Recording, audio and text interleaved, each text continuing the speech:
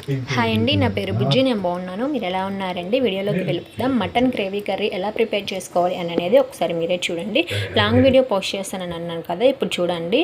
దీంట్లో ఉప్పు పసుపు వేసుకొని బాగా వాష్ చేసుకున్నాక అల్లం పేస్ట్, పసుపు, ఉప్పు, 4 పచ్చిమిర్చిని వేసుకొని బాగా మ్యారినేట్ చేసుకోవాలండి.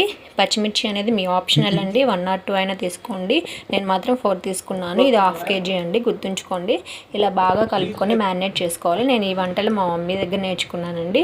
మా మమ్మీ కూడా బాగా చేస్తారు. నాన్ వెజ్ అయినా వెజ్ అయినా పిండి వంటలు అయినా కానీ.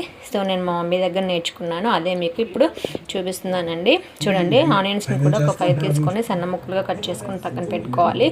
ఈ స్లైసెస్గా కూడా కట్ చేసుకోవాలి. లాస్ట్లో మనం కర్రీ తినేటప్పుడు నంచుకొని తినొచ్చు. తర్వాత కుక్కర్లో చేసినప్పుడు కుక్కర్ తీసుకొని అందులో ఆయిల్ పోసుకొని తర్వాత ఆనియన్స్ని వేసుకోవాలి.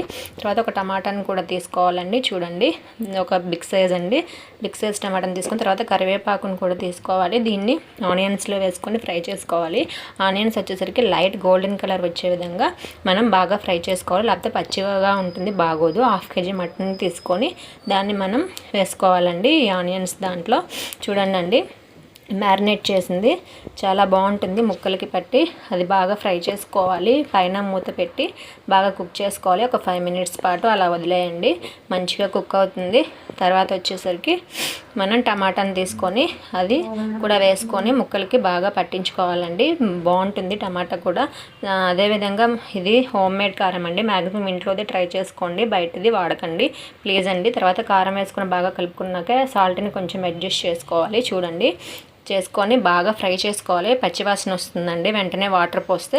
కాబట్టి ఒక 5 or 10 minutes పాటు బాగా ఫ్రై చేసుకోవాలి. తర్వాత కొత్తిమీర, పుదీనా వేసుకొని బాగా ఫ్రై చేసుకోవాలండి. చూడండి, బాగా ఫ్రై చేసుకున్న తర్వాత ఇందులో మనం ముక్క మునిగే విధంగా వాటర్ పోసుకోవాలి. వాటర్ పోసుకున్నాక కుక్కర్ మూత పెట్టుకోవాలి.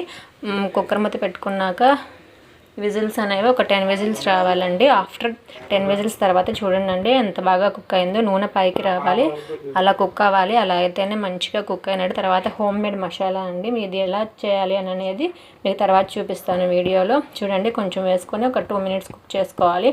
చూడండి, ఎంతో tasty mutton gravy curry ready అయిపోయింది. నచ్చితే కనుక లైక్ చేయండి, షేర్ చేయండి, సబ్స్క్రైబ్ చేసుకోండి. థ్యాంక్ యూ ఫర్ వాచింగ్ అండి. Please support me.